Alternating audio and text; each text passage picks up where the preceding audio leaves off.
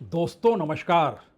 इस तेजी के साथ हालात यहां तक पहुंच जाएंगे, इसकी कल्पना किसी ने नहीं की थी।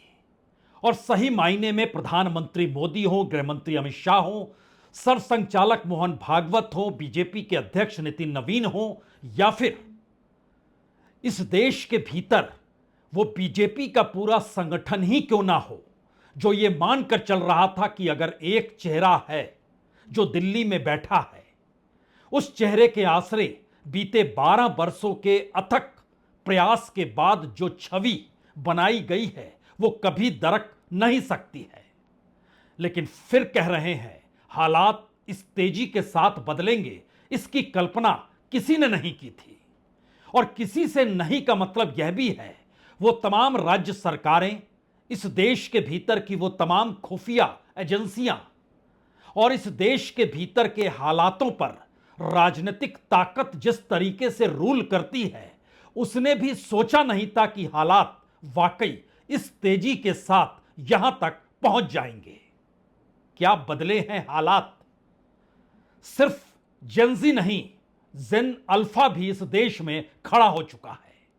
अलग अलग जगहों पर जो मांग की जा रही है वह इस देश की हर सरकार के भीतर जो नेक्सस माफिया के साथ पॉलिटिकल फायदे को पहुंचाने के लिए काम करता है, वह पूरे तरीके से उभर कर सामने आने लगा है।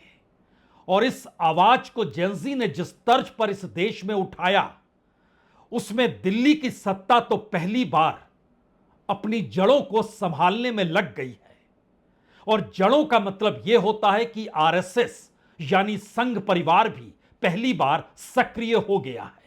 और सक्रियता भी ऐसी वैसी नहीं, बकायदा इस देश का कॉरपोरेट हो, बकायदा इस देश में जो भी बौद्धिक समझ जो बीजेपी के साथ जुड़ी रही, सब सक्रिय हो गए हैं। इसके मतलब मायने होते क्या हैं? चुनाव में मिली हार, जनता के भीतर का आक्रोश, या फिर एकमुश्त वोट अगर जेनजी के जरिए देखा जाए तो संकट तो गहरा है।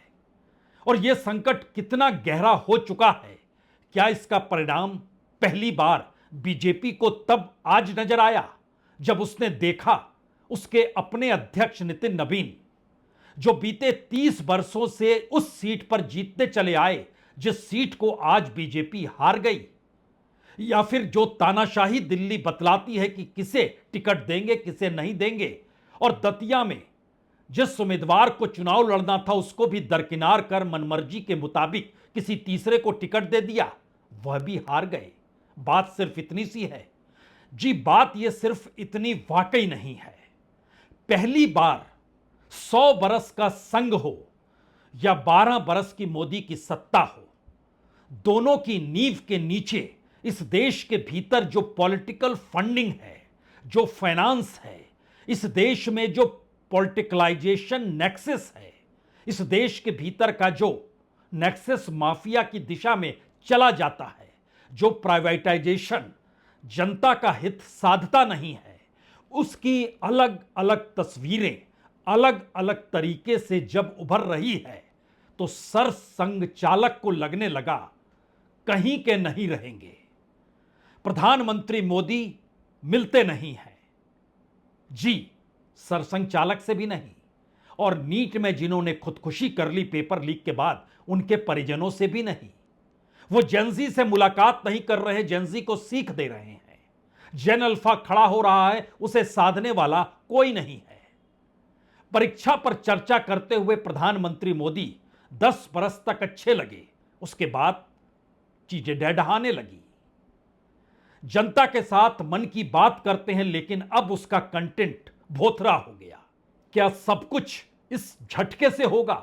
यह कल्पना तो वाकई किसी ने नहीं की थी। जेनजी वोट के तौर पर देखा जाए या इस समाज के भीतर जो विरोध और आक्रोश का लावा है, उसको ना थाम पाने की परिस्थितियों तले देखा जाए, हमें लगता है आज दोनों स्थितियों को समझने की कोशिश जरा बारीकी से कीजिएगा। यह पहला मौका है कि एक ऑर्गेनाइजेशन इस देश में बना, उस ऑर्गेनाइजेशन को संबोधित करने के लिए सरसंघचालक मोहन भागवत मुंबई जाएंगे 2 दिनों के बाद, यानी 6 तारीख को। जिस ऑर्गेनाइजेशन को बनाया गया उसका नाम India international movement of unite nation है।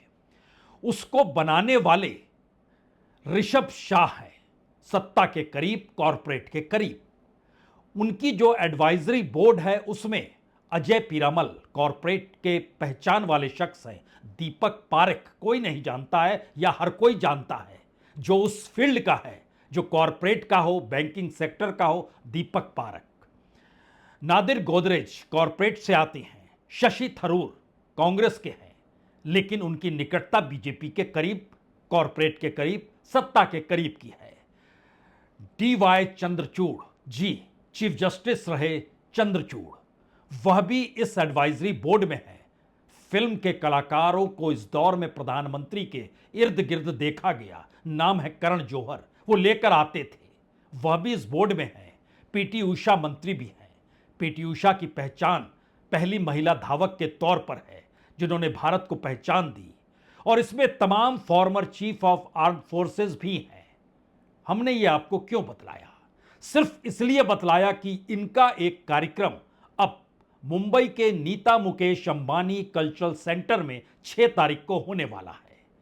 उसके लिए व्यवस्था की गई है जो जेन-ज़ी है और जो जेन अल्फा है, यानी 11 से 19 बरस तक तकरीबन 2000 से ज्यादा छात्र, और बाकी भी उनसे कुछ ज्यादा उम्र के छात्रों की मौजूदगी भी होनी चाहिए। और उनको संबोधित करेंगे सर संचालक मोहन भागवत। स्थितियां नाजुक है, संभलना होगा, संभालना होगा। सब कुछ हाथ से निकल रहा है, और हाथ से निकलेगा तो निशाने पर संघ परिवार पहले आएगा। विपक्ष के निशाने पर, विपक्ष के नेता के निशाने पर, और जिन सवालों को इस दौर में नफरत और शायद तानाशाही से जोड़ा गया, उस दायरे में भी संघ परिवार का जिक्र गाहे बगाहे नहीं अब खुलकर होने लगा, वह भी विपक्ष के नेता के जरिए। पार्लियामेंट के भीतर, पार्लियामेंट के बाहर किसी तरीके से परिस्थितियों को थामना है। तो क्या प्रधानमंत्री मोदी और गृह मंत्री अमित शाह के हाथ से चीजें निकल चुकी हैं? वो पार्लियामेंट तक नहीं आ पा रहे हैं, जो चंद फरलांग की दूरी पर है। ऐसा भी नहीं कि वो दिल्ली से बाहर हो, वो दिल्ली में है, और दिल्ली से जब बाहर रहते हैं तो दिल्ली की तरफ देखना नहीं चाहते हैं। और इस दौर में पार्लियामेंट से दूर क्यों हैं? पार्लियामेंट उनकी अपनी है, नेता है वो वहां के, जनता ने चुना है। संसद इसीलिए होती है जनता के लिए, कायदे से, बहस के साथ, सबको सहमति के साथ एक साथ चला सके, चल सके। जी नहीं, सब कुछ धराशायी तेजी के साथ हो रहा है। तो हमें लगता है 2 बातों पर अब गौर कर लीजिए। पहली बात तो ये, जेन-ज़ी ने जो जमीन हिलाई और अब सर संचालक जो सक्रिय हो गए, बकायदा एक प्रेस रिलीज निकाली गई, बताया गया सर संचालक मुंबई आ रहे हैं। पीयूष गोयल उस कोठरी के हैं जिस कोठरी के भीतर सत्ता बड़े बड़े निर्णय लेती है, चाहे वो अमेरिका के साथ ट्रेड डील के हों, चाहे इस देश में पॉलिटिकल फंडिंग के हो, चाहे इस देश में सांसदों की खरीद फरोख्त का हिस्सा हो, चाहे किस पॉलिटिकल पार्टी को किस दिशा में ले जाकर तोड़ना है, बिखेरना है। पीयूष गोयल कह रहे हैं जेन-ज़ी हमारे हैं, और नीता मुकेश अंबानी कल्चरल सेंटर तैयार हो रहा है। सर संचालक आए और राष्ट्रवाद के तहत इस देश के जेन-ज़ी और जेन अल्फा को समझाएं। प्रेस रिलीज भी है, पीयूष गोयल भी हैं, देख लीजिए, सुन लीजिए।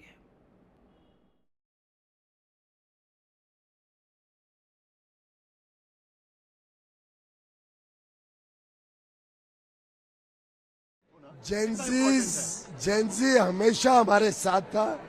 आखिर प्रधानमंत्री 3 बार जीते हैं, तो बिना जेन-ज़ी के सपोर्ट के, बिना युवा शक्ति के सपोर्ट के नहीं जीत सकते थे। इस तेजी के साथ यह स्थिति आएगी, इसकी कल्पना वाकई दिल्ली में बैठे हुए सत्ता ने कतई नहीं की, संघ ने भी नहीं की। बीजेपी के भीतर भी सवाल तो उठते थे, लेकिन कोई समझ नहीं पा रहा था कि दरअसल ये हालात क्यों हैं, कैसे हैं। और उनके बीच उपचुनाव आ गए, दतिया में बीजेपी हार गई, और पटना, बांकीपुर का इलाका जिस सीट को एक वक्त लालू और नीतीश एक साथ मिलकर भी बिहार में सत्ता तो बना गए लेकिन बांकीपुर की सीट नहीं जीत पाए थे, उस सीट पर प्रशांत किशोर जीत गए। क्यों जीत गए? जो दतिया में हुआ वही क्या वहां भी हुआ? बिल्कुल। जो चाहते थे टिकट मिल जाए उन्हें टिकट नहीं दिया गया। वो कौन थे जो चाहते थे टिकट मिले और किसी ऐरे गैरे को क्या टिकट दे दिया गया? एक रणवीर नंदन है, एक ऋतुराज है। चाहते थे टिकट मिले लेकिन एक झटके में नीरज सिन्हा को टिकट दे दिया गया। उनको अपने मोहल्ले से वोट नहीं मिले। लगभग 15% कायस्थ हैं इस इलाके के भीतर, उन्होंने ही वोट नहीं दिए, वह भी खत्म हो गए। इस सीट पर कभी आरजेडी का प्रभाव नहीं रहा है, लेकिन यादव वोट बैंक भी एक झटके में उस पीके के पक्ष में चला गया जो पीके के निशाने पर लालू यादव रहते हैं। हालांकि उनके निशाने पर सम्राट चौधरी भी है, वो लगातार बीजेपी को भी निशाने पर लेते रहते हैं। लेकिन सवाल पहला बड़ा यह आ गया इस दौर में, जो भी महल बनाए गए थे, जो भी ऐसी परिस्थिति पैदा की गई थी कि बीजेपी और उसके इर्द गिर्द कोई देखेगा भी तो उसे नजर सिर्फ एक ही चेहरा नजर आए, वो है प्रधानमंत्री मोदी का चेहरा। इसीलिए दिल्ली तय करती रही, इस मुख्यमंत्री को हटाइए, उसको बैठा दीजिए, उसको टिकट दीजिए, इसको मत दीजिए। नरोत्तम मिश्रा इसी चक्कर में रोते रहे। दिल्ली ने नहीं सुनी। क्यों? क्योंकि भोपाल सुनने को तैयार नहीं था। भोपाल में जो मंत्री था उसको टिकट तक नहीं मिला। मंत्री की कौन पूछे, जो मुख्यमंत्री था उसको तो हटा दिया गया और एक ऐसे शख्स को मुख्यमंत्री बना दिया गया जो सिर्फ अपनी कॉन्स्टिट्यूंसी देखता है। तो बात यहां तक आ गई। और शायद ये तमाम परिस्थितियां ऐसी है जो देश के भीतर धीरे धीरे एक उबाल पैदा कर रही है, लेकिन हर उस आक्रोश को एक जगह दे रही है। क्योंकि जेंजी खड़ा हुआ है जो नॉन पॉलिटिकल है, लेकिन राजनीति को उलटफेर इस विचार, सोच और उस हवा ने करना शुरू कर दिया। जेंजी हर जगह खड़ा होता चला जा रहा है। कोई समझ नहीं पाया, समझने की कोशिश नहीं की, क्योंकि एक अहंकार था, एक जिद थी, हम ही हम हैं, बाकी कोई कुछ नहीं। नितिन नवीन जिनकी सीट पर प्रशांत किशोर जीत गए, जन स्वराज पार्टी के, बीजेपी हार गई, उनको अपने मोहल्ले से भी वोट नहीं मिले। ये मतलब मायने सिर्फ इतने भर हैं। हमें लगता है आज एक हिस्सा आपको और सुनना चाहिए। बीजेपी के अध्यक्ष नितिन नवीन को, या उससे पहले इस देश की स्थिति देखना चाहेंगे? इस देश की स्थिति पहले देख लीजिए। इस देश के भीतर जेंजी के साथ खड़ा हुआ जेन अल्फा, झारखंड के भीतर मचता हुआ शोर, हर पेपर लीक, पेपर कराने के लिए जिनको सौंपा गया काम, वो ब्लैकलिस्टेड है 2 कंपनियां, सरकार ध्यान नहीं दे रही है। एजुकेशन मंत्रालय भी राज्य के मुख्यमंत्री के पास है। यानी जब हवा बहेगी तो सब उसकी चपेट में आएंगे, एक एक करके आएंगे। लेकिन इस हवा के पीछे जो इस देश के हालात हैं वो शायद बेचैन करने वाले हैं। बावजूद इसके अहंकार सिर पर चढ़कर नाच रहा हो तो आप क्या करेंगे? हमें लगता है पहले बीजेपी अध्यक्ष की उस बात को सुन तो लीजिए जिन्होंने कॉकरोच को, इस देश को खोखला बनाने के लिए शब्द का इस्तेमाल किया था। ये लड़ाई सामान्य लड़ाई नहीं है। जिस प्रकार से इस देश में एक वायरस और कॉकरोच जैसी पार्टियां आ रही हैं, ये देश को खोखला करने वाले लोग हैं। इन वायरस और कॉकरोच वाले लोगों को निश्चित रूप से ध्यान रखने की जरूरत है। ये देश के टुकड़े करने वाले गैंग के लोग हैं। इन देश के टुकड़े करने वाले गैंग के लोगों को सबक सिखाने का काम भारतीय जनता पार्टी का कार्यकर्ता ही कर सकता है। मित्रों, बीजेपी के अध्यक्ष कॉकरोच को इस देश का खोखला करने वाला बताते हैं। प्रधानमंत्री मोदी पार्लियामेंट के भीतर कांग्रेस और विपक्ष को पैरासाइट कहने से नहीं कतराते हैं।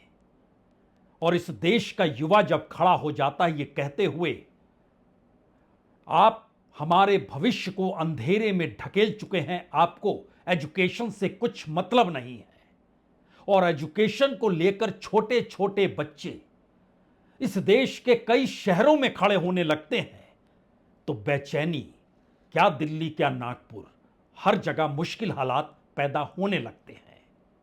सब समझने लगते हैं कि दरअसल सत्ता का मतलब शिक्षा से दूर होना है, इस देश को निजी हाथों में सौंप देना है। माफिया और पॉलिटिकल फंडिंग की नेक्सस के लिए किसी पर ध्यान नहीं देना है। क्या वाकई ये हकीकत है? बड़ी छोटी छोटी मांगे हैं। क्या मांग होगी? स्कूल में पंखा लग जाए, शौचालय बन जाए, शिक्षक की नियुक्ति हो जाए और बात होते होते परीक्षा ठीक से करा लीजिए, उसमें लीकेज ना होने पाए। जो फ्रॉड कंपनियां हैं उसको पकड़िए, सजा दीजिए। फ्रॉड कंपनियों के साथ आपके मंत्रियों के साझा तस्वीरें हैं, उसका क्या करेंगे आप? ये तमाम सवाल जब देश के भीतर गूंजने लगे तो क्या चुनाव और इस देश के भीतर की क्या राजनीति, सबको बदलना होगा। शायद यही वो परिस्थिति है जो पहली बार क्या नागपुर, क्या दिल्ली और क्या पटना के चुनाव परिणाम और क्या दतिया के चुनाव परिणाम, सबको उलटफेर करके सिर के बल खड़ा करने की स्थिति में ला चुकी है। और इसीलिए कॉकरोच जनता पार्टी की स्थापना करने वाले अभिजीत दीपके से पूछा जाता है कि आपके पास पैसे कहां से आए, और वो कहते हैं मैं सब कुछ दिखा रहा हूं, मुझे लोन लेना पड़ा, मुझे स्कॉलरशिप मिली इसीलिए बोस्टन गया, लेकिन सब दिखाऊंगा तो क्या इस देश के वह नेता अपनी असल डिग्री दिखलाएंगे? जो असल डिग्री नहीं दिखाते हैं, झूठी डिग्री दिखा रहे हैं, दिखाएंगे क्या? किसने दिखाई गलत डिग्री? कौन शिक्षित नहीं है? इस देश के भीतर शिक्षा के खिलाफ कौन खड़ा है? कौन तानाशाही चलाता है जो अपने मन मुताबिक इस देश के भीतर गवर्नर तय करता है, मुख्यमंत्री तय करता है, टिकटों का वितरण तय करता है और चुनावी जीत भी तय करने लगा है? कौन है? यह सवाल अभिजीत दीपके पूछ रहे हैं और अपनी बातों को कह रहे हैं। और देश भर के भीतर क्या जनजी और क्या जेन अल्फा, देख तो लीजिए, सुन भी लीजिए। के कानों तक आवाज जरूर पहुंचेगी। ये जो गूंगी बहरी सरकार है, इसको सुनाने का एकमात्र ही तरीका है जन आंदोलन, छात्र आंदोलन। पहले छात्र पढ़ने के लिए लड़ते हैं, उसके बाद छात्र नौकरी के लिए लड़ते हैं, रोजगार के लिए लड़ते हैं। मतलब छात्रों के जीवन को सरकार ने एक तमाशा बना रखा है।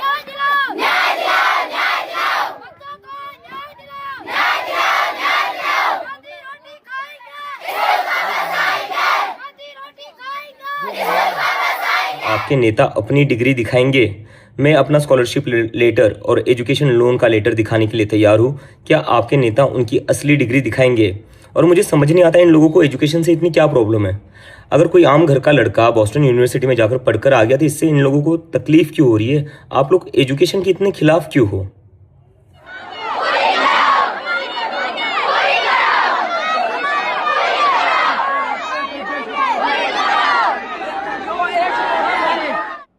मानिए या ना मानिए, लेकिन जेनजी की पॉलिटिकल एंट्री हो चुकी है। यह पॉलिटिकल एंट्री क्या दिल्ली और क्या झारखंड, हर किसी को अपनी आगोश में लेगी। झारखंड के भीतर बीते 3-4 दिनों से जो कुछ हो रहा है, अगले 48 घंटों के बाद वहां आप कॉकरोच को देख सकते हैं। यह एक ऐसी परिस्थिति है जो इस देश के भीतर छात्रों को जोड़ने की स्थिति में लाकर खड़ा कर रही है। झारखंड में बीजेपी की सरकार नहीं है और बीजेपी वाले खुश हैं कि झारखंड में यह मामला आ गया और समूचा विपक्ष और पूरा देश इस नजारे को देख रहा है। इसके दायरे में जब केंद्र सरकार फंसी तो पार्लियामेंट के भीतर भी आने की हिम्मत गृह मंत्री और देश के प्रधानमंत्री जुटा नहीं पा रहे हैं। परिस्थितियां इस देश की कितनी नाजुक हो चली है, यह मैसेज है कि भारत की पॉलिटिक्स, उसका ट्रांसफॉर्मेशन शुरू हो चला है। झारखंड में 2 कंपनियां जो ब्लैक लिस्टेड है, उन्हीं के जरिए परीक्षाएं कराई जाती है। 9 लाख से ज्यादा बेरोजगारों के नाम रोजगार दफ्तर में दर्ज हैं। हर बरस 10 लाख के लगभग ग्रेजुएट निकल रहे हैं। कॉलेज में एनरोलमेंट होता है, फिर निकलते हैं, काम है नहीं। इन तमाम परिस्थितियों के बीच सवाल बिहार का भी है वहां से भी तो देश भर में छात्र बेरोजगारी की स्थिति में जाते और वहां पर बीजेपी की सरकार है, उनका मुख्यमंत्री है सम्राट चौधरी, उनको बनाया गया। विरासत किसकी है? नीतीश कुमार की सौंपी गई। और इन सब के बीच नितिन नवीन जिस सीट को खाली करते हैं वो सीट पर भी बीजेपी जीत नहीं पाती है। वहां पर नीरज कुमार सिन्हा को टिकट दिया गया, जिसका जिक्र हमने किया। उसके अलावे मांग कर रहे थे, तो जो कायस्तों के 15% वोट हैं वह भी बट गए, नहीं मिल पाए। यहां तक कि यह एक ऐसी सीट है जो जातीय समीकरणों के दायरे में अगर रखिएगा तो लगभग 48% अपर कास्ट है, जिसका रहनुमा बनने की कोशिश बीजेपी करती है। सब छितरा आ गया, क्योंकि पहली बार इस देश में सवाल जेंजी का है, रोजगार का है, भविष्य का है, देश के भविष्य का है। और इसमें आप मनमानी करते चले जा रहे हैं। शायद इसीलिए प्रशांत किशोर की 19,000 के लगभग वोटों से जीत हो। दतिया में नरोत्तम मिश्रा का टिकट काटकर आशुतोष तिवारी को कहां से ले आया गया, जो उस क्षेत्र में कोई काम भी नहीं कर रहे थे, तो कांग्रेस के घनश्याम सिंह जीत गए। एक स्थिति यह है, दिल्ली पूरे देश को अपनी उंगलियों पर नचा रही है और नाचते नाचते उसकी अपनी स्थिति ऐसी हो गई, आज वो बंद कमरों में छुपी हुई है, संसद भी जाना नहीं चाहती है। पता नहीं कौन क्या टोक दे, किसी तरह की टिप्पणी हो जाए, पता नहीं कोई कुछ क्या कर दे, ऐसी स्थिति हो गई। शायद इसीलिए प्रशांत किशोर भी समझ गए पहली चोट कहां करनी है, और चुनाव जीतते ही उन्होंने पहली चोट कर दी। ये चुनाव है भाजपा के केंद्रीय नेतृत्व को, मोदी जी को, अमित शाह को एक संदेश देने का कि जिस बिहार की जनता ने आपको 202 विधायक जिताकर आपको पूर्ण बहुमत की सरकार बनाने का अवसर दिया है, एक बार उनके और उनके बच्चों के पढ़ाई, रोजगार और पलायन की चिंता कीजिए और बिहार में किसी अच्छे आदमी को मुख्यमंत्री बनाइए, किसी अपराधी को, किसी दागदार चरित्र के व्यक्ति को मुख्यमंत्री मत बनाइए। लगाम ढीली पड़ गई या फिर वो हनक नहीं रही? मामला है क्या? दरअसल ना तो लगाम का मामला है और ना ही हनक का मामला। ये मामला इस देश के जागने का है। इस देश के भीतर के युवाओं ने पहली बार किसी ऐसी ताकत का इस्तेमाल नहीं किया जहां वो आंदोलन की शक्ल में इस मौजूदा राजनीतिक सत्ता को चेतावनी देते हुए नजर आए। उसके कहीं आगे राजनीतिक व्यवहार, जो सत्ता पाते ही एक हनक अपने भीतर समा लेती है और फिर हर किसी को अपने लगाम में बांधना चाहती है, उसको इस आधार पे चुनौती दे डाली। जिले दर जिले, गांव दर गांव, शहर दर शहर और राज्य दर राज्य छात्रों के भीतर यह सवाल उठने लगा। और शायद इसीलिए पहली बार राहुल गांधी ये कहने से चूक नहीं रहे, सिंहासन डोलेगा। 8 तारीख को इलाहाबाद में जेंजी के साथ उनका संपर्क होगा, छात्रों की गूंज के नाम पर। लेकिन ऐलान के साथ यह भी है, जॉब नहीं दे दोगे तो फिर सिंहासन डोलेगा। यह मैसेज पहली बार राजनीतिक तौर पर इसलिए बड़ा हो चला है क्योंकि एक तरफ इस देश की मौजूदा राजनीतिक व्यवस्था कितनी सड़ गल चुकी है, इसको लेकर युवाओं के भीतर का आक्रोश अपनी शिक्षा को लेकर अगर सड़क पर आकर खड़ा हो गया तो राजनीति भी अब समझ गई, अब जिक्र सिंहासन का करना होगा।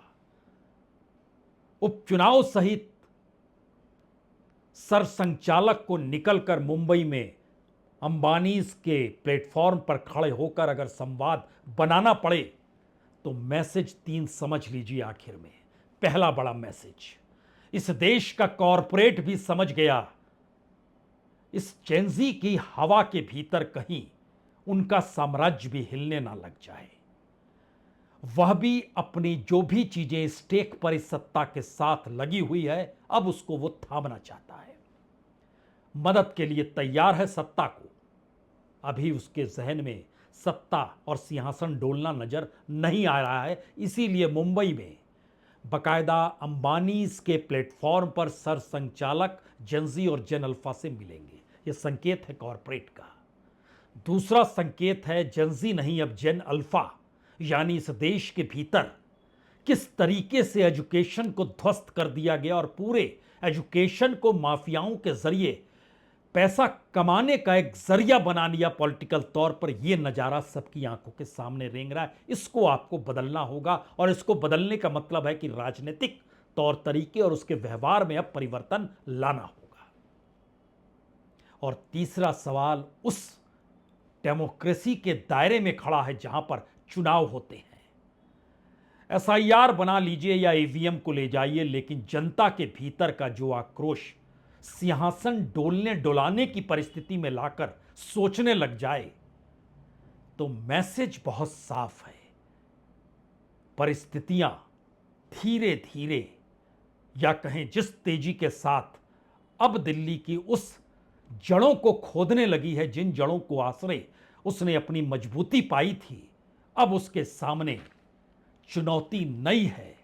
क्या वो दोबारा से कुछ नया कर पाएगी या भरभरा कर गिर तो नहीं जाएगी? अल्टीमेटम शायद इस दौर में इसी बात का है। बहुत बहुत शुक्रिया, बहुत बहुत शुक्रिया।